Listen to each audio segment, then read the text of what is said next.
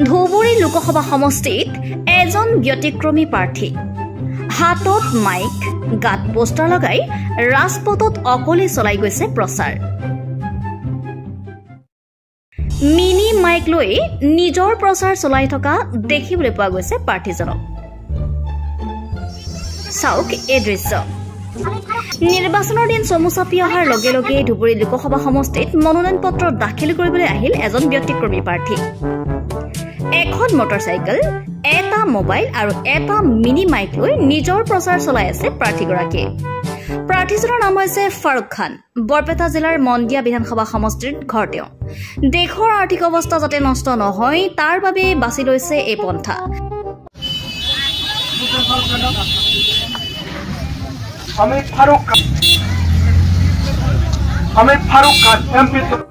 আজমলৰ টকা আছে যাৰ বাবে লাখ লাখ টকা খৰচ কৰি গাড়ী ভাড়া কৰি ৰাইজৰ কামৰ ক্ষতি কৰি দেশৰ আৰ্থিক অৱস্থা বিনষ্ট কৰিছে